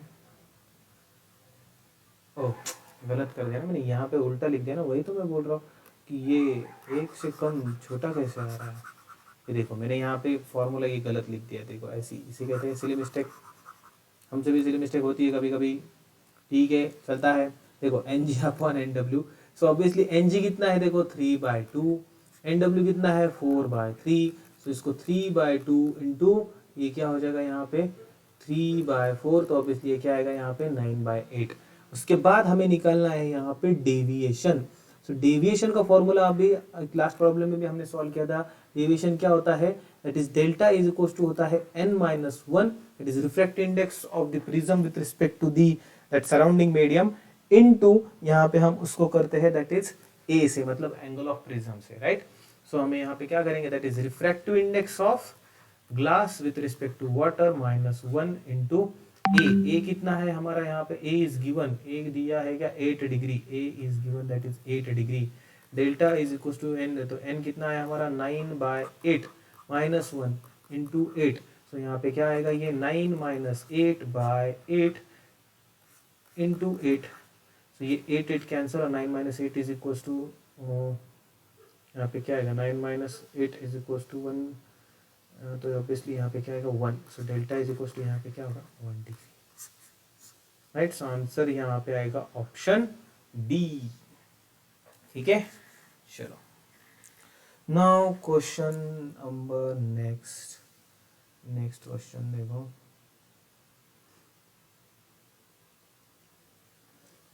ओके ठीक है, ये delta is equal to 1 degree, okay okay, now because of dash dash an air bubble in water shines, obviously the reason behind it is the refraction, जो air bubble होता है उसके अंदर क्या होता है रिफ्रैक्शन होता है, इसके वजह से क्या होता है वो एयर बबल शाइन करता है, ये ऑलरेडी ये सभी बुक में है, that is the basic phenomena in the nature because of the refraction, ठीक है, सो that is simple here. So question number next question, magnification produced by objective lens and eyepiece of compound microscope are 20 and 5, I think हमने एक question ये 16 15 ओह ये question हमने miss कर दिया, ठीक है बाद में देखते हैं, ये पहले सॉल्व करते हैं 16 को, ठीक है, eyepiece of compound microscope are 20 and 5 respectively, 20 and 5 respectively, बता क्या दिया है, magnification produced by objective lens and eyepiece of compound microscope are 20 and 5, okay, that is objective lens कितना दिया है 20, आईपीस का दिया है 5। तो उन्होंने पूछा है फाइंड द मैग्नीफाइंग पावर। तो देखो मैग्नीफाइंग जो पावर होती है, कंबाइन पावर जो होती है, कंबाइन मैग्नीफाइंग पावर जो होती है, कंबाइन मैग्नीफाइंग पावर, पावर जो होती है, अभी जो चल रहा है पावर वॉर चल रहा है अभी यूनिवर्स में, पावर से याद आया मुझे, रशिया ने यूक्रेन पे हमला कर दिया, ठीक है, होगा कुछ भी, हमें यहाँ पे मैग्निफिकेशन पावर निकालनी है। तो ये सिंपली देखो ये क्या होता है, मैग्निफिकेशन ऑब्जेक्टिव इंटू इसका मल्टीप्लीकेशन होता है। सिंपली यहाँ पे क्या आने वाला है, ये 20 इंटू 5 ये 100 आने वाला है। सिंपली फॉर्मूला बेस्ड क्वेश्चन है ये, बाकी कुछ नहीं, ये फॉर्मूला आपको पता होना चाहिए। जो कंबाइंड मैग्नीफाइंग पावर होती है वो क्या होती है, that is the product of, that is magnification produced by objective lens, मतलब जो कंपाउंड माइक्रोस्कोप की ये जो हमारा आईपीस होता है और ऑब्जेक्टिव आईपीस होता है, ये दोनों की जो होती है ऑब्जेक्टिव लेंस एंड आईपीस, ये दोनों के जो होगा इसका डायरेक्टली मल्टीप्लाई कर दो, that will be the combined power. Okay, ये फॉर्मूला आपको यहाँ पे याद होना चाहिए, ठीक है। चलो प्रीवियस क्वेश्चन देखते हैं, क्वेश्चन मिस हो गया था एक्चुअली 14, हमने नेक्स्ट स्लाइड यहाँ पे ले ली, ठीक है। देखो यहाँ पे क्या बोला है, real image is form by the convex lens of focal length F if we keep a concave lens in contact with it, the combination again forms a real image where the new image will be formed, where the new image will be formed। तो देखो यहाँ पे क्या होने वाला है, मतलब real image form by the convex lens. तो देखो कॉन्वेक्स लेंस हमारे यहाँ पे ऐसे होने वाली है, this is the convex lens, right.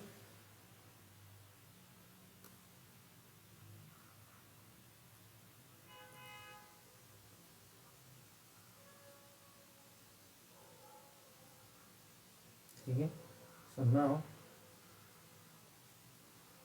और ये उसके साथ ऐसे हमने इस दूसरी कॉन्केव लेंस रख दी है, ठीक है। so यहाँ पे ये ऐसा सिनेरियो होगा। तो उन्होंने बोला है कि if the combination again forms a real image, forms a real image where the new image will form at the original position at the larger distance from the lens nearer to the lens system and okay, ठीक है। तो देखो यहाँ पे होगा क्या, देखो जो टोटल फोकल लेंथ हमें यहाँ पे मिलने वाली है, तो देखो यहाँ पे दोनों फोकल लेंथ की एडिशन होगी, एक की फोकल लेंथ नेगेटिव होती है, एक की पॉजिटिव होती है। तो यहाँ पे फॉर्मूला क्या आएगा, 1/f इज इक्वल टू, यहाँ पे आएगा 1/f1 प्लस यहाँ पे क्या होगा, इस दोनों का अगर हम एडिट करेंगे तो 1/f2 होगा। तो यहाँ पे ये दूसरी निगेटिव होगी, तो यहाँ पे क्या होगा 1/f1 minus 1/f2, f1 minus 1/f2। But ये जो टोटल फोकल लेंथ होगी, this total focal length is greater than 0 होने वाली है। देखो दिस इज ग्रेटर देन 0। तो हमें नॉर्मल फॉर्मूला पता है, क्या फॉर्मूला होता है फोकल लेंथ का हमारा 1/v, और ऑब्जेक्ट ऑब्वियसली इमेज यहाँ पे 1/v, और ऑब्जेक्ट हमारा होता है दैट इज माइनस 1/u। तो ऑब्जेक्ट हमारा निगेटिव साइड पे रहेगा minus u is equal to होती है 1/f। तो हम क्या करेंगे, दैट इज यहाँ पे क्या मिलेगा हमें, that is 1 is equal to 1/v plus 1/u, बीच में पे इनको क्या हो जाता है 1/u, ठीक है। सो यहाँ पे अगर हम v को एक साइड पे रखेंगे, सो अगर हम यहाँ पे ऐसे करेंगे, that is 1/v 1/f minus 1/u। So यहाँ पे हमें क्या मिलेगा, दैट इज मिलेगा, दैट इज फाइनली सॉल्व कर, ठीक है, सॉल्व करके फिर u minus F divided by U F, ठीक है। सो मैं इसका ऐसा करता हूँ, v इज इक्वल टू क्या हो जाएगा, U F divided by you minus F, ठीक है। तो मैं क्या करता हूँ, ये f को उसको डिवीजन में लाता हूँ नीचे, यहाँ पे हो जाएगा u अपॉन एफ माइनस 1। तो देखो ये इमेज डिस्टेंस का फॉर्मूला आ गया हमें, u is equal to u upon F minus 1। देखो उन्होंने हमें पूछा है कि इमेज कहाँ पे फॉर्म होगी, इसलिए हमने ये v का फॉर्मूला है, और दैट इज द रीजन हमने v की यहाँ पे कुछ साइन नहीं ली है। ऑब्जेक्ट ऑब्वियसली लेफ्ट साइड को होगा, इसलिए हमने ऑब्जेक्ट का डिस्टेंस यहाँ पे साइन निगेटिव ले ली, बट इमेज के साथ कोई भी साइन नहीं ली, बिकॉज हमें यहाँ पे इमेज डिस्टेंस फॉर्म करना है। तो इमेज डिस्टेंस क्या आ गया हमारा, u अपॉन एफ माइनस 1। तो देखिए अगर हमने बोला f इज ग्रेटर देन 0, देखो f इज ग्रेटर देन 0, तो यहाँ पे देखो कंडीशन, हमारा फॉर्मूला क्या है, फॉर्मूले को थोड़ा सा ठीक तरीके से लिखता हूँ मैं उसको, यहाँ से जैसे लिखता हूँ, that is v is equals to u upon f minus 1, right. तो देखो जैसे ही यहाँ पे फोकल लेंथ जो है, हमारी फोकल लेंथ जो होगी वो इंक्रीज होगी इफ, क्योंकि यहाँ पे ग्रेटर देन 0 आ रही है, दोनों फोकल लेंथ हम ऐड करने वाले हैं, राइट। तो यहाँ पे f ग्रेटर देन 0 ही आने वाली है। तो अगर f इंक्रीज होगी तो ये जो u बाय f, ये जो पार्ट होगा इसका, ये ऑब्वियसली डिक्रीज होगा, बिकॉज f यहाँ पे डिनोमिनेटर में है। अगर f इंक्रीज होगा तो ये डिक्रीज होगा। सो अगर ये पार्ट डिक्रीज होगा तो ऑब्वियसली ये जो सब्सट्रैक्शन है, दैट इज ये जो u बाय f माइनस 1, ये जो टर्म है दैट विल बी डिक्रीज, बराबर। ऑब्वियसली ये भी डिक्रीज होगा, बिकॉज ये टर्म्स डिक्रीज हो गई तो ऑब्वियसली टोटल सब्सट्रैक्शन भी डिक्रीज हो जाने वाली है। तो अगर ये टोटल सब्सट्रैक्शन डिक्रीज हो गई, देन ये अगर डिक्रीज होगा, ऑब्वियसली डिनोमिनेटर डिक्रीज हो रहा है, तो ऑब्वियसली इमेज डिस्टेंस यहाँ पे कैसा होने वाला है, इंक्रीज होने वाला है। बिकॉज डिनोमिनेटर डिक्रीज हो रहा है तो इमेज डिस्टेंस यहाँ पे क्या होने वाला है, इंक्रीज होने वाला है। तो यहाँ पे देखो ऑप्शन क्या आना चाहिए उसका, देखो मतलब इमेज डिस्टेंस यहाँ पे ज्यादा रहने वाला है, दैट इज। तो इसका आंसर देखो क्या आ गया, ऑप्शन ए क्या बोला है उन्होंने यहाँ पे, एट दी ओरिजिनल पोजीशन, नहीं, ओरिजिनल पोजीशन पे इसका तो नहीं होगा। सो देखो यहाँ पे क्या हो सकती है पॉसिबिलिटी, ऑप्शन बी में क्या है, at a larger distance from the lens system, ये कह सकते हैं, बिकॉज v तो हमारा ज्यादा आने वाला है, v इंक्रीजेस, बिकॉज f यहाँ पे इंक्रीज हो रही है, f इंक्रीज होगी, ये u by f term small होगा। अगर ये u by f term small हो गया तो ये सब्सट्रैक्शन भी स्मॉल हो जाएगी, ये सब्सट्रैक्शन स्मॉल मतलब डिनोमिनेटर इसका स्मॉल, डिनोमिनेटर इसका स्मॉल मतलब v यहाँ पे इंक्रीज होने वाला है। तो ऑप्शन बी हो सकता है। Nearer to the lens system नहीं, ऑप्शन सी नहीं होगा। Anywhere depending on the focal length नहीं, एनीवेयर कैसा हमें यहाँ पे तो कैलकुलेट करना पड़ेगा ना, राइट। सो आंसर क्या होगा यहाँ पे, ऑप्शन बी होगा। ठीक है, अच्छा क्वेश्चन था, तगड़ा क्वेश्चन था, थियोरेटिकल था बट क्वेश्चन तगड़ा था। ठीक है, देखो ये चैप्टर क्रिटिकल है, this chapter is a comparatively others. ये जो लेंस वगैरह के जो क्वेश्चंस है, इस पे हम आपको मतलब बहुत डिफिकल्ट लेवल के भी क्वेश्चंस फॉर्म हो सकते हैं। ठीक है, तो ये जो लेंस वगैरह के रिलेटेड जो कंसेप्ट है प्रॉपरली स्टडी कर लीजिए। ठीक है, question number 17, if the length of microscope tube is increased, its magnifying power यहाँ पे decreases। देखो सिंपल लॉजिकली देखिए, मैग्नीफाइंग पावर, देखो माइक्रोस्कोप बोला है, देखो माइक्रोस्कोप, बाकी जान दो, देखो कंसेप्ट वगैरह, लॉजिकली इसको सॉल्व करते। माइक्रोस्कोप, अभी माइक्रोस्कोप से हम क्या करते हैं, छोटा सा अगर कोई ऑब्जेक्ट है वो हमें बड़ा दिखता है, बराबर, ये माइक्रोस्कोप का यूज होता है। माइक्रोस्कोप को हम क्या करते हैं, माइक्रोस्कोप का यहाँ से ऐसा एक होता है, उसके नीचे उसको हम ऑब्जेक्ट को रखते हैं, राइट। तो अब देखिए, लेट से माइक्रोस्कोप की ट्यूब इंक्रीज हो गई, लेट से इमेजिन करो, मैं जस्ट आपको इमेजिन कैसा बताओ, ये ट्यूब अगर ऐसे इंक्रीज हो गई, बराबर, तो इसके अंदर ऑब्वियसली कुछ तो लेंस वगैरह हमारा जो जो जो स्ट्रक्चर होता है वगैरह, इसके अंदर मैकेनिज्म होगा। तो ऑब्वियसली अगर ये डिस्टेंस बढ़ेगा तो आप क्या होने वाला है, ऑब्जेक्ट डिस्टेंस बढ़ने वाला है। तो जितना ये नजदीक रहेगा उतना हमारे लिए अच्छा ही होगा ना, तभी हम इसको और ज्यादा अच्छी तरीके से इनलार्ज तरीके से हम देख सकेंगे, राइट। तो सिंपली इस अगर लॉजिक से हम सॉल्व करेंगे, तो अगर ये लेंथ अगर हमारी ये इंक्रीज हो गई, if this length increases, so obviously the magnifying power क्या होने वाली है, डिक्रीज होने वाली है। इमेजिन कीजिए कि अगर माइक्रोस्कोप है आपके पास, और माइक्रोस्कोप मतलब एक टेबल है, आपको टेबल पे यहाँ पे कुछ तो छोटा सा ऑब्जेक्ट रखा है, और ये माइक्रोस्कोप की ट्यूब भी बड़ी है, और इसके कारण पूरा माइक्रोस्कोप बड़ा हो गया, ऐसा कर दिया, और इसके इतना ऊपर से आप नीचे देख रहे हैं। या फिर आपको ये इजी पड़ेगा कि कौन से केस में आपको इजी दिख सकता है, ऑब्वियसली ये वाले केस में आपको ये बड़ा दिखेगा। तो ऑब्वियसली जब इसकी लेंथ कम होती है मैग्नीफाइंग पावर ज्यादा होती है, इसकी लेंथ बढ़ेगी तो मैग्नीफाइंग पावर यहाँ पे डिक्रीज होगी। लॉजिकली सॉल्व कीजिए। चलो नेक्स्ट क्वेश्चन। ठीक है, क्या बोला है इस क्वेश्चन में, question number 18, the distance between an object and a divergent lens is m times the focal length of lens. The distance between an object and a divergent lens is m times the focal length of the lens.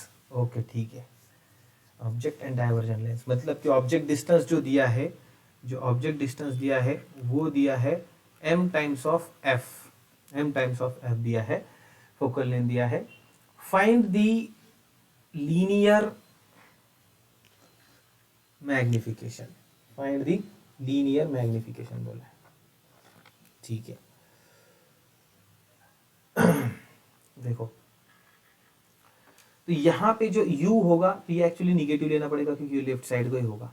उन्होंने बोला linear magnification, ठीक है, linear magnification.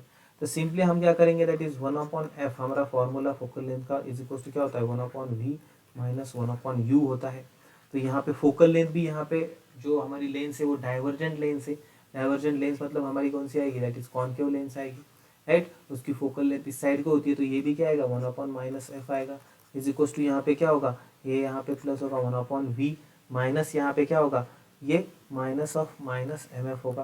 तो यहाँ पे क्या हो जाएगा 1/v प्लस यहाँ पे क्या हो जाएगा 1/mf, राइट। और ये माइनस 1/f, राइट। तो उन्होंने पूछा है लीनियर मैग्नीफिकेशन, ठीक है। पहले हम v फाइंड आउट करते हैं। देखो तो यहाँ पे 1/v इज इक्वल टू क्या मिलेगा हमें, that is minus 1/f minus 1/mf। तो यहाँ पे अगर हम माइनस 1/f बाहर निकालेंगे तो हमें यहाँ पे क्या मिलता है 1 प्लस 1/m। तो इसको हम अगर करेंगे तो माइनस 1/f हमें क्या मिलेगा, that is m plus 1 divided by m, right. So यहाँ पे क्या होगा, तो obviously so 1/v is equal to हमें मिला है minus 1/f into m plus 1/m। So therefore v is equals to हमें क्या मिलेगा यहाँ पे,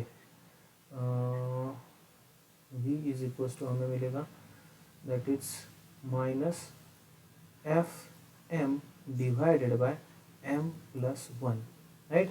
तो देयरफॉर मैं देखो यहाँ पे क्या लिखता हूँ v/f अगर मैं लिखूंगा, या फिर minus v/f is equals to क्या होगा m/m प्लस 1, m/m प्लस 1, ठीक है, ठीक है। सो ये आप यहाँ v minus v/f is equals to m plus 1। तो आगे उन्होंने पूछा है हमें लीनियर मैग्निफिकेशन, ठीक है। सो लीनियर मैग्निफिकेशन हमें पता है क्या होता है, लीनियर मैग्निफिकेशन क्या होता है, हमें v/u होता है, बराबर। Linear magnification is equals to v by ये होता है, तो ओके ठीक है। सो यहाँ पे हमें ये तो मिलता है, हाँ। सो इस f की जगह देखो मैं क्या लिखता हूँ, यहाँ पे u is equals to minus F है, बराबर। u is equals to minus F है, तो यहाँ पे देखो मैं क्या लिखता हूँ, दैट इज f क्या आएगा, f इज इक्वल्स टू यहाँ पे क्या आएगा u अपॉन माइनस m। तो यहाँ पे f इज इक्वल्स टू आएगा that is minus v upon minus u upon m, ये m ऊपर जाएगा, is equals to m upon m plus 1। और इसके आगे मैं रीजन लिखता हूँ, that is u is equals to होता है माइनस mf। तो therefore f is equals to हो जाएगा minus u upon m, right. तो यहाँ पे ये माइनस माइनस यहाँ पे कैंसिल हो जाएगा, यहाँ पे ये m यहाँ पे कैंसिल हो जाएगा, and v by u is equal to हमें क्या मिलेगा 1/m प्लस 1। और इसी को हम क्या कहते हैं, that is the linear magnification, because v by that is image distance upon object distance, ये हमारा क्या होता है, दैट इज लीनियर मैग्निफिकेशन होता है, right. So that is equal to v upon u, मतलब कि that is image height upon object height, ये होती है हमारी, that is 1/m plus 1। So option is here, that is option B, that is 1/m plus 1, ठीक है। चलो next question देखते हैं। The deviation produced by mirror on the ray when light ray incident at an angle of 30 degree on a plane mirror that reflects from the mirror, okay ठीक है। deviation produced by a mirror on the ray when the light ray incident at an 30 degree angle, ठीक है। Plane mirror दिया है तो कुछ नहीं, simple होगा हमारी केस यहाँ पे, this is the plane mirror, okay. तो यहाँ पे क्या होगा, तो यहाँ पे एक नॉर्मल ड्रॉ करता हूँ मैं, this is the normal, right, this is the normal. तो इंसिडेंट रे रेट से this is the incident ray, right, this is the incident रे, और ये यहाँ पे 30 डिग्री पे यहाँ पे आ रहा है, राइट। और ऑब्वियसली रिफ्लेक्टेड रे हमें यहाँ पे मिलेगा, this is the reflected ray, ये कितना होगा 30 डिग्री होगा। प्लेन मिरर दिया है यहाँ पे, तो क्या बोला है कि on a plane mirror that reflects from the mirror, तो उन्होंने डेविएशन प्रोड्यूस किया, द डेविएशन प्रोड्यूस्ड। ठीक है, तो डेविएशन प्रोड्यूस मतलब क्या होता है, देखो जो हमारा ओरिजिनल रे होता है, जो ओरिजिनल रे होता है या फिर इंसिडेंट रे बोलेंगे, और जो हमारा फाइनल रे निकलता है, उनके बीच का एंगल होता है। तो अगर देखो इफ दिस रे, अगर ये जो हमारा रे है, अगर ये डेविएट ही नहीं, यहाँ पे रिफ्लेक्ट ही नहीं होता, तो ये रे हमारा यहाँ पे इस तरीके से आगे जाता, बराबर। लेकिन यहाँ पे ये डिफ्लेक्ट, अरे यार ये क्यों ऐसा होता है रे बाबा, बराबर। बट यहाँ पे ये इस डायरेक्शन में जाने की जगह यहाँ पे हमारा ये यहाँ इस डायरेक्शन में गया है। तो ओरिजिनल रे इज दिस, फाइनल रे इज दिस, दोनों के बीच का एंगल क्या होगा, सॉरी दोनों के बीच का, ऐसा नहीं निकालूंगा मैं, तो दोनों के बीच का एंगल यहाँ पे क्या होगा। ओके, सो देखो दोनों के बीच का एंगल यहाँ पे क्या होगा, ऑब्वियसली ये एंगल, अगर ये 30 डिग्री है तो ऑब्वियसली ये एंगल यहाँ पे क्या होगा, दिस एंगल इज 60 डिग्री, बराबर। अगर ये एंगल यहाँ पे 60 डिग्री है, अगर ये 30 डिग्री है तो ऑब्वियसली ये अपोजिट एंगल 30 डिग्री होगा, तो ये एंगल भी यहाँ पे कितना होगा, 60 डिग्री होगा, बराबर। तो टोटल एंगल डेविएशन कितना होगा उनके बीच में, 120 degree. So answer is option B. Okay, next question.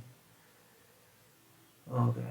The angle of incidence, emergence and deviation in case of the prism are found, that is I is equals to 55 degree, emergence दिया है 45 degree and deviation भी दिया है 40 degree.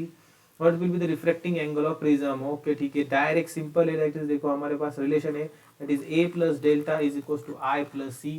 आपको I दिया है 55 degree plus E दिया है 45 डिग्री प्लस डेल्टा दिया है 40 डिग्री एंड आपको पूछा है A, सो ऑब्वियसली यहाँ पे क्या होगा, A is equals to 55 plus 45 minus 40, 55 plus 45 100 minus 40 is equals to 60 degree. This is the angle of prism, that is answer will be option D.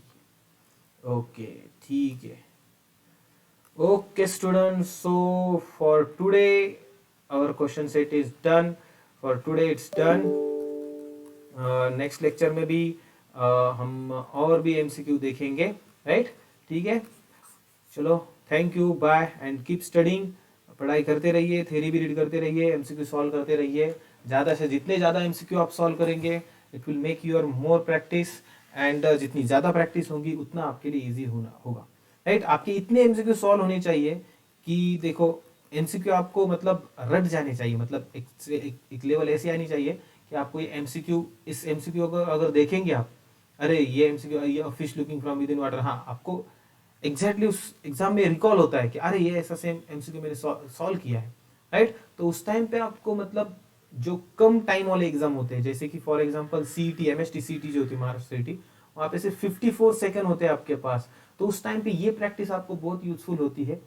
आपको इतने ज्यादा ये एटलीस्ट ये इतने आपने मल्टीपल बुक से सॉल्व करो कि ये क्वेश्चन आपको एटलीस्ट 2 to 3 बार आपको आपकी इससे मुलाकात हो जाए, तो ये आपको ऑटोमेटिकली याद रह जाता है। तो उस टाइम आपको सॉल्व करने की जरूरत भी नहीं पड़ती और डायरेक्टली आप ऑप्शन, उसका करेक्ट ऑप्शन टिक मार्क कर देते हो और आंसर लिख देते हो, तो आपका टाइम बच जाता है। और जो भी क्वेश्चन नेक्स्ट डिफिकल्ट क्वेश्चन होंगे वहां पे आपको एक्स्ट्रा टाइम उसके लिए मिल जाता है, ठीक है।